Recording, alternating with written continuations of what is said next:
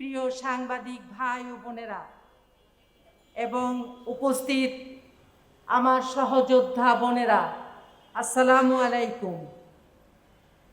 আমরা সবাই জানি নেকাব একটি পরিচিত শব্দ। নেকাব আবাহমান বাংলার একটি পরিচিত সাংস্কৃতিক আবরণ।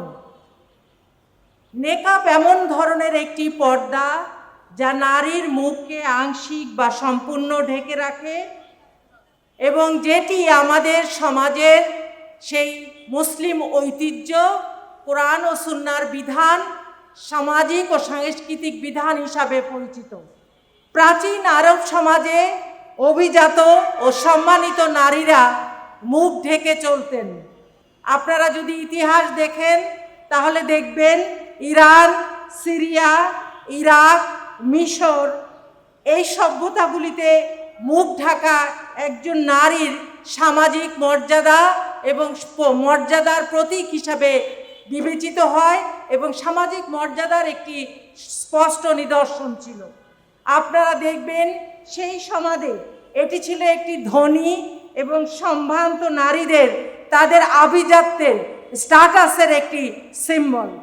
সুতরাং মুখ ঢাকাকে যদি আমরা একজন নারীর প্রতি একটি সভ্য সম্ভ্রান্ত সমাজের রীতিকে, সাংস্কৃতিক এই প্রভাবকে যদি বিকৃত করে সমাজের সামনে, জাতির সামনে উপস্থাপন করি, তাহলে একটি নারীর যেমন অবমাননা হয় তেমনি মুসলিম সভ্যতা ও সংস্কৃতির বিকৃতি করা হয়। সাংবাদিক ভাইরা, ইসলাম নারীর শালীনতা এবং মর্যাদা সম্পর্কে স্পষ্ট বিধান কোরআন এবং হাদিসে বর্ণনা করেছে। কোরআনে সরাসরি ইসলামের এই শালীন পোশাক এবং পর্দার ব্যাপারে বলা হয়েছে।